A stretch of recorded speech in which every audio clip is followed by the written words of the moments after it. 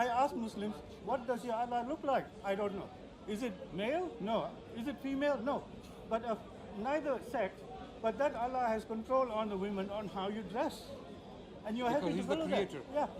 He's the creator, that's why. But if that Allah doesn't sleep, doesn't eat, says he gives his food to Muslims so the Muslims don't starve, why is there so much famine in Muslim countries? Famine. Yes. Some of the Muslim countries are the richest countries in the world. Okay, all right, let me move on. Going back But to why do you Dharma. want to move on now? You make a point and then... I'm trying to answer your question. Some of the Muslim countries are the most advanced country. Malaysia, where you come from, you're from Malaysia, right? Yeah. Do you think Malaysia is advanced?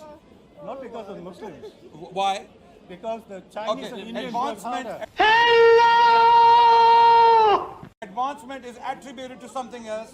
It cannot be Islamic. So what when Muslims had the best civilization in the world for over 1,000 years? Okay, All the scientists, and what all the happened? libraries, major libraries and major scientists, all the major poets, intellectuals, you name it, they were in the Muslim world. Okay, can I Europeans were traveling to the Muslim lands to learn from them. Can I answer? Was that because of Islam or? Can I answer? Yeah. You're talking about the golden age of Islam. So you know about it. Baghdad, yeah? Yeah, so you know about it. 750 Not only Baghdad, all over the Muslim world. No. The golden age, the academic learning was based around Baghdad, North Africa, Caliphate, Iberian Peninsula, Yes. Andalus. Okay. I'm glad you know about this. Wait. Yeah. 758, 778 to 1258. Yeah. 500 years. And Baghdad was destroyed by Mongols. Hulagu Khan. Yes. He came and burned the whole place down, killed everybody. Yeah. Since then, Yes. all right? Yes. How long ago? 900 years ago. That was nearly 650 years ago. No. 1258. Sorry, 750 years. Almost. 800 years, I said. Almost 800 years. Yeah. Okay. Now, in that 800 years, Jews, Christians, everybody has overtaken Muslim countries. No. Okay? No. Okay, is that what you think? Okay, No, I I will give you my evidences, my reasons as to why I believe.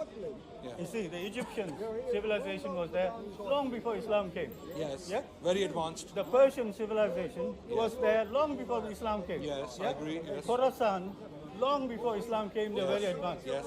India Yes. was very advanced. Yes. All right? Byzantinian, Yes. the Levant, Yes. all these countries, the Islam from Hijaz, was desert and Bedou tents. Yes. The only buildings that stood was in Najran, in Sana'a, in Aden. What is Aden, okay? I agree, These yes. are all parts of Yemen. Yes. In the Saudi area, there was nothing. There was no Saudi area. Exactly. That's my point. Yes. So what I is- agree. what is But Islamic progress? the point you're making is now something happened to the Arabs in the 7th century that changed them beyond recognition. Suddenly these Bedouins, these very underdeveloped, semi-barbarized or semi-civilized tribes of Arabia, they got hold of something and suddenly they became civilized, the most civilized people on the planet within a century. Something happened to them. Whether it was some injection, have you seen the Incredible Hulk, the movie? Yeah? Right? Something happens to the Hulk. Or Spider-Man runs into a cupboard and puts on his suit and he comes out and he's a superhero. And Superman, same thing, right? Something happened to these Arabs in the 7th century, and within a century they were the masters of land from China to Spain. Morocco, To Spain, the largest empire world had ever known. What happened is the question. And how did they carve? And wait. Let me. No. Yeah, you can ask. Yeah. What happened when these Arabs went as far as China and Spain? What happened? Did they massacre the populations?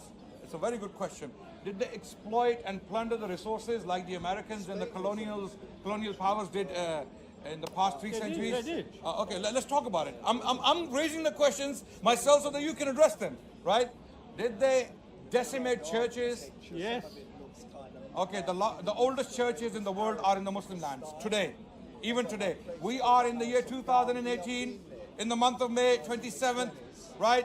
The oldest churches in the world are still in the Muslim lands. And they are in Iraq, they are in Syria, They after the war, of course, war has devastated everything.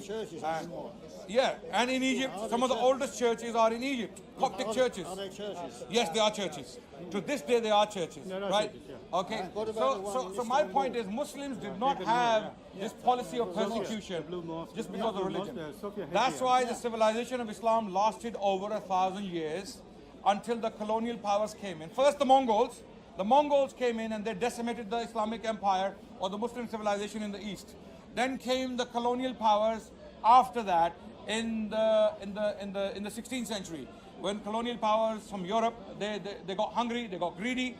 First they came out as merchants. They established the companies in India and in the Middle East and North Africa, and slowly and steadily all of this land was occupied and plundered, literally plundered, including India. And you will agree with me on that point.